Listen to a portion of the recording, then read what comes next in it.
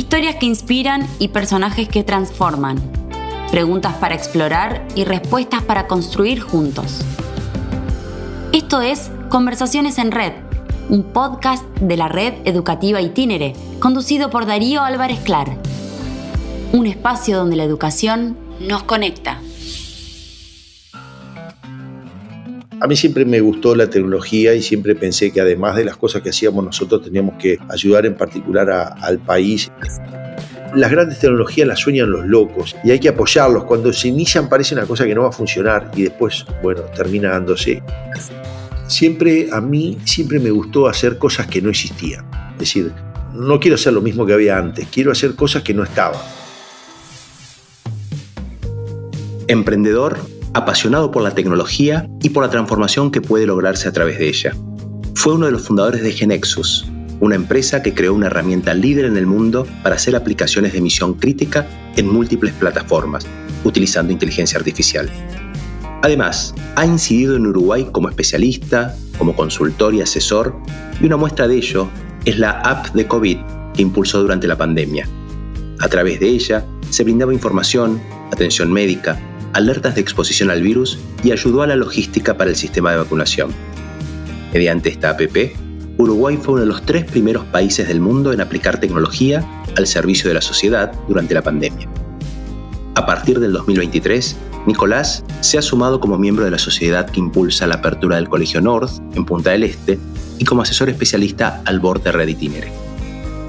Hoy, en Conversaciones en Red, hablamos con él, con Nicolás Jodal, ingeniero, emprendedor nato y eterno aprendiz.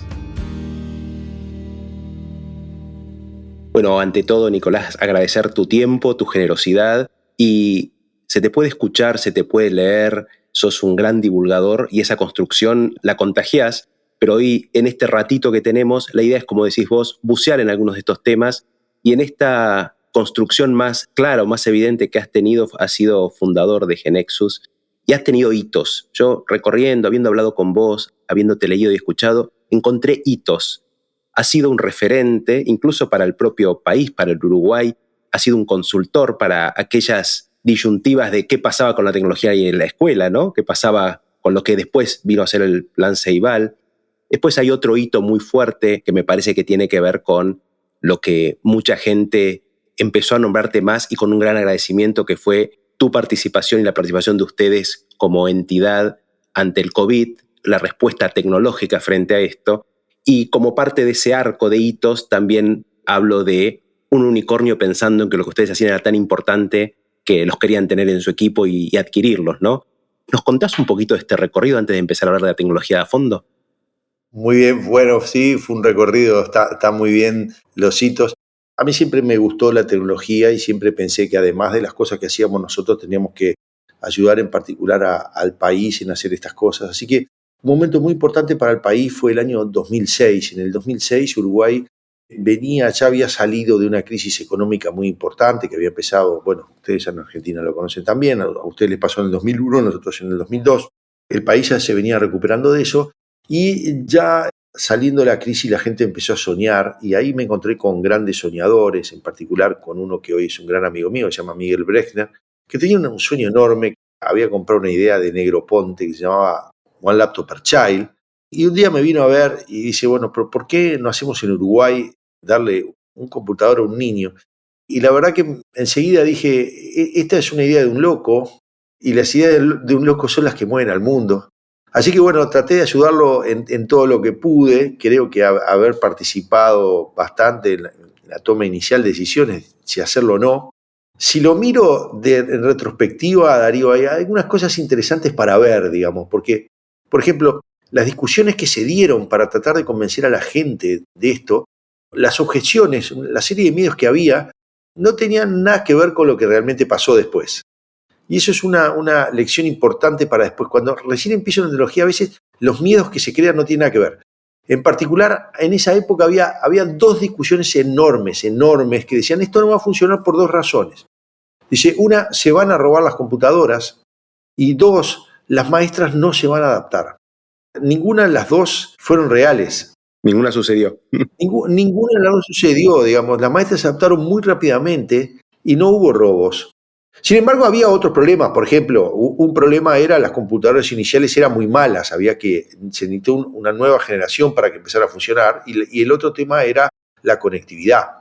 Digamos, la computadora sola no servía para nada, entonces hubo que hacer toda una red en todas las escuelas públicas para darle Wi-Fi, que después fue una cosa bien interesante, porque lo que se daba era, se veía a niños los sábados y domingos acercarse a la escuela simplemente porque querían la conexión. Una función adjunta que tiene la escuela, ¿no? O sea, convoca desde el lugar de la necesidad, que es una necesidad de curiosidad, de conectividad. Bueno, también es otra forma de acercar al niño a la escuela. Espontáneamente los niños iban a la escuela los sábados y los domingos. Digamos, estaba cerrada la escuela, por supuesto, pero el Wi-Fi seguía funcionando. Así que una primera, de ese primer hito que me decías, bueno, uno de los temas importantes es eso. Cuando pasa, primero las grandes tecnologías las sueñan los locos y hay que apoyarlos. Cuando se inician parece una cosa que no va a funcionar y después, bueno, termina dándose. Y no darle demasiada importancia a los miedos iniciales y empezar a recorrer y ver cuáles son los problemas reales, porque no es que no haya problemas. El problema es que normalmente no lo sabemos al principio cuál va a ser. Tomando tus dos imágenes que te definían a vos, hablabas de un constructor. El constructor es alguien que concreta, que asienta, que pone las bases, pero tú es un constructor soñador. Un soñador que es un despegado, ¿no? O sea, alguien que vuela. Esta unión entre estos dos conceptos me parece que es lo que también va definiendo tu propio camino, y como decías recién, el de los soñadores. El que define, hace, crea, pero que un día voló, pensó, se despegó y dijo, no hay un límite para esto. A mí siempre me gustó hacer cosas que no existían. Es decir, no quiero hacer lo mismo que había antes, quiero hacer cosas que no estaban. Entonces, siempre me atrajo esa idea, digamos, construir cosas que no estaban. No quiero hacer un puente, quiero hacer un generador de software como nadie pudo hacerlo. Si querés la novedad, la innovación, hacer cosas que antes no estaban, es una pulsión muy fuerte que tengo, digamos, y que me ha acompañado toda la vida, que la verdad que no sé ni dónde sale, pero lo tengo así. Una cosa muy divertida, que una vez lo hablé con un escultor en Uruguay, se llama Pablo Chugarri, que es un enorme escultor en Uruguay. Que le recomendamos al que no haya ido recorrer su fundación y su museo en Punta del Este, un lugar maravilloso, ¿no? Es impresionante, es algo que él construyó para su legado y es impresionante. Bueno, pero el cuento con él es que él en un momento me dice, mirá, yo cuando estoy haciendo una escultura no tengo horarios, no tengo sábados, no tengo domingo, casi no como, lo único que tengo que hacer es terminar la obra. Y a mí me pasa algo muy similar también, digamos, cuando yo estoy muy enganchado con algo, hay una pulsión de que lo tengo que hacer, que tengo que llegar hasta el final, digamos. Y bueno, y efectivamente me pasa lo mismo, es bien parecido a la creatividad al proceso de la pulsión creativa de un artista, digamos. Hay que terminarlo y no importa nada. Lo cual a veces en la vida personal es un problema enorme, porque muchas veces, digamos, en la vida doméstica de uno, la gente no entiende, digamos, que de repente uno desapareció, no está, digamos. Entonces dice, ¿pero qué estás dándole las teclitas? ¿Qué está haciendo este tipo? Porque de repente una escultura, por lo menos lo ven, es un mármol enorme que lo ven avanzando, digamos, pero esto no se ve. Pero bueno, dentro de eso, y yendo al siguiente hito, digamos, que tú mencionabas, que fue el tema de la pandemia, en la pandemia a nosotros nos pasó algo a mí personalmente me pasó algo muy importante, digamos, o muy interesante, que es, lo primero, yo la verdad que cuando empezó la pandemia no tenía la menor idea ni que los virus tenían una corona, ¿no? Es decir, mis conocimientos de biología eran muy rudimentarios, pero mi conocimiento de tecnología eran lo suficientemente buenos como para tenerle mucho miedo a un proceso de crecimiento exponencial.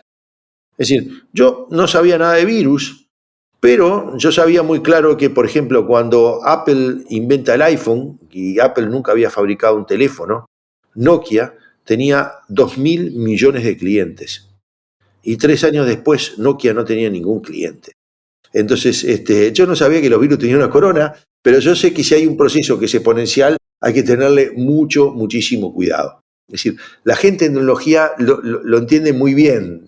Entonces, lo que dijimos es, la única manera de parar un proceso así es en el inicio. Una vez que se largó, ya es imposible. Desde el punto del virus, podríamos decir que el éxito está asegurado, digamos, una vez que... Entonces, había que lograrlo, bajarlo lo antes posible, y nuestro granito de arena es tratar de hacer una app que el objetivo era Cuando la gente entra en pánico y pasan estas cosas, las cosas colapsan. Es decir, todo el mundo empieza a sentir síntomas de que le pasa algo, entonces llama al teléfono de la obra social, en la obra social ya no consiguen atender a todos, después llama al call center, el call center colapsa, digamos, y así van colapsando todo porque la gente entra en pánico. O sea que además del crecimiento exponencial del propio virus, el miedo es un factor que alimenta eso, ¿no? O sea, que ya empieza a crearse un escenario de realmente ya no solo una pandemia, sino de terror a esa pandemia. O sea, cambia la lógica de las personas. Exacto, digo, y ya cualquier cosita, ay, me duele la garganta, tendré COVID, ¿no? Digamos, ya era. Entonces, nuestra idea principal era, lo más resistente al colapso son una interacción digital. Es decir, la forma que tenemos que interactuar con todos los uruguayos de una forma digital, de tal manera de poder atenderlo a todos sin que colapsen las cosas. Le propusimos eso al gobierno. El gobierno de Uruguay es muy avanzado en la parte de gobierno electrónico, tiene un área en particular que se llama la GESIC, que se dedica a todo el tema de gobierno electrónico. Enseguida nos aceptó la propuesta y tomamos un desafío enorme. El 13 de marzo del 2020 fue que comenzó la pandemia aquí en Uruguay con 4 casos. Y una semana después nosotros teníamos aprobada la app en tanto en Google como en Android, la app oficial del gobierno de Uruguay para atender de forma digital la pandemia. Fueron de esa semana, no quiero decir heroicas, pero por lo menos teníamos la sensación de que estábamos peleando o ayudando al Uruguay. De más está decir que lo hicimos de forma honoraria. Yo mandé un mail a todo mi personal y decir, mire, esto lo vamos a hacer de forma honoraria y los que quieran trabajar lo hacen y los que no quieran trabajar no lo hacen. Mi mayor problema durante esa semana fue decirle que no a la gente que quería trabajar, porque todos quisieron trabajar, pero si ponía más gente tenía más lío. Entonces, en realidad, una de mis funciones es decirle no, todavía no. Terminamos trabajando unas 15 empresas y unas 150 personas durante esa semana, que trabajamos 24/7, digamos. Teníamos turnos de 8 horas, íbamos rotando, y con si querés también, yendo a los puntos o a las lecciones interesantes, fue con una filosofía de trabajo de guerra, en el sentido de que cuando uno está en momentos de paz, lo que trata de hacer es ahorrar recursos. Uno no quiere que haya 2 personas haciendo lo mismo. En momentos de guerra o de mucha necesidad, la lógica se invierte y lo que vos haces es, lo que me importa es tener lo más rápido posible algo. Entonces lo que habíamos hecho es, teníamos 2 o 3 equipos que hacían exactamente lo mismo y después teníamos a alguien que evaluaba cuál de los equipos tenía el mejor resultado.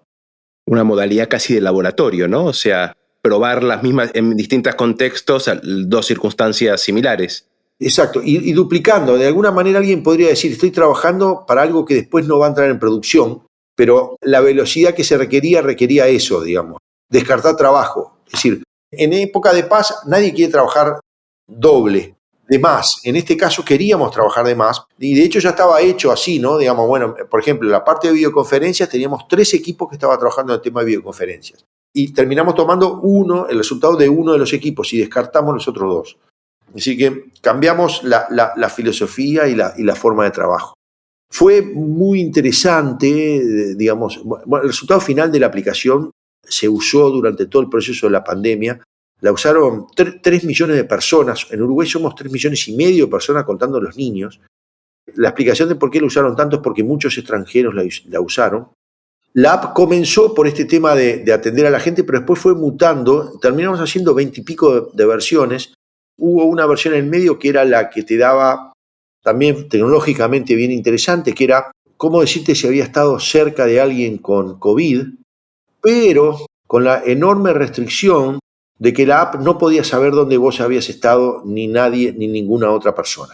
Es decir, había un concepto muy fuerte que era, dentro del gobierno de Uruguay, yo estaba totalmente de acuerdo, que no puede haber un estado policíaco que estuviera vigilando a sus ciudadanos. Y que casi podría estigmatizar, ¿no? O sea, podría ser estigmatizante. Exacto. Entonces, la idea era cómo detectarte que tú estuviste con alguien que tenía COVID sin saber dónde ninguna de las 2 personas estaba. Bueno, afortunadamente Apple y Google trabajaron juntos en esa tecnología y nosotros fuimos uno de los 3 primeros países del mundo que la implementó. Tan fuerte fue eso que Sundar Pichai, el CEO de Google, y Tim Cook, el CEO de Apple, ambos le mandaron una carta al presidente de la República, Luis Lacalle Pou, felicitándonos por el uso de la tecnología. Qué orgullo, ¿eh? Qué maravilla. Y bueno, y después la tercera parte que hicimos fue la parte de todo el tema de vacunación. Cuando ya aparece la vacuna, después ahora había, es decir, los problemas fueron mutando también. Entonces, el problema de la vacuna era todo el mundo quería vacunarse ya.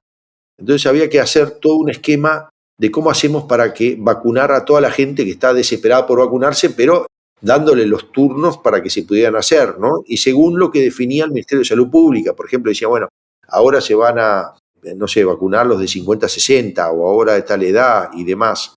Y bueno, así que fue eso. Nosotros fuimos el primer país del mundo que hicimos 100% la vacunación digital, en el sentido no se daba ningún papelito. Uno se vacunaba y ya estaba. Y eso quedaba en la historia clínica electrónica. Bueno, así que fue un hito bien interesante. Además del orgullo, digo, tuyo personal, de los equipos, a nivel país, digo, qué difícil mensurar, pero sin duda esto tuvo una implicancia. ¿Cuántas vidas se habrán salvado, no? Porque además de reducir el miedo, la organización, la prevención y la organización de los recursos, sin duda salva vidas. O sea, no sé si esto se puede medir, pero que lo hizo, seguramente lo hizo. Sí, sí. Y el efecto que tuvo en particular en mí fue algo que no estaba acostumbrado, que me empezaron a reconocer en la calle. Como yo participé de las conferencias de prensa que anunciaba cada una de estas versiones, y acordate, esas conferencias de prensa las miraba todo el Uruguay porque la gente no tenía nada que hacer. Sí, la expectativa de qué se iba a anunciar además en cada una, ¿no? O sea, si iba a ser una buena noticia, si estamos peor, si va a haber un anuncio que nos dé esperanza, o sea que la expectativa era alta. Muy alta, y bueno, y la verdad que me pasaron cosas increíbles. Por ejemplo, la gente me regalaba cosas, o iba a un lugar y no me cobraban. Iba a comer a un restaurante y me dice, no, usted nos cuidó, decía, y también fue un enorme orgullo para todos los que participamos, ¿no? Es decir, todos los que participamos generamos de alguna manera un espíritu de cuerpo, una sensación de que habíamos tratado de ayudar al país en el momento que había que hacerlo, sin mirar absolutamente ni color político ni nada. Lo que estamos era trabajando juntos, defendiéndonos de un ataque externo muy, muy difícil como es un virus. Vos hablabas de tus equipos, hablabas de enfrentar la pandemia, hablaste de distintas empresas reuniéndose, vos dijiste mi sesgo ahora como del pensamiento científico. Qué importante no fraccionar las áreas de incumbencia y poder empezar a trazarlas. Dentro de la red yo siempre hablo de mesas de trabajo muy colaborativas y complementarias. No podemos hablar de educación si no hay a la mesa sentado un neurocientífico que nos explique un poco más cómo funcionan los cerebros, un tecnólogo que nos diga cómo hacer uso de esto, porque la educación y cada tema en la vida es tan importante que no puede estar solo en manos del experto del área. Tiene que abrevar en otras. Tu experiencia, tu reflexión al respecto, ¿te comprueba esto que siempre necesito esta complementariedad del trabajo en red? Absolutamente, digamos. Yo creo que una de las cosas importantes, y por eso también yo le doy bastante importancia, tiene que haber gente generalista. Es decir, tiene que haber especialistas, pero tiene que haber gente generalista. El problema del especialista, que de repente, y lo vemos mucho en medicina, ¿no? Digamos, alguien que el otro día tenía una discusión con un cardiólogo, entonces me decía una serie de ejercicios que eran muy buenos para mi corazón. Entonces yo le decía, bueno, serán muy buenos para mi corazón, pero en largo plazo va a ser malo para mi columna. Y dice, bueno, pero yo soy especialista en el corazón. Sí, pero yo tengo las dos cosas, le digo. Yo no quiero. Es maravilloso el ejemplo, es maravilloso. Así que lo primero es, en un mundo tan complejo que vivimos y va a ser cada vez más complejo, se necesita trabajar en equipo, se necesita trabajar. Hay dos componentes importantes, tener especialistas, pero también tener los generalistas que puedan hacer comunicar a los especialistas. Porque el riesgo que siempre tenemos es que un especialista se comunica solo con el especialista de su misma especialidad. Entonces, tenés que tener de alguna manera un mecanismo de que yo tengo que entender al neurocientífico. Yo no soy neurocientífico, pero el tipo que me habla yo lo tengo que entender. Si no lo entiendo, es más, yo separo a la gente en la gente que la entiende y la gente que no la entiendo. Si la entiendo, para mí vale mucho más. De áreas que no son mi área, ¿no? Así que es fundamental tener equipos diversos.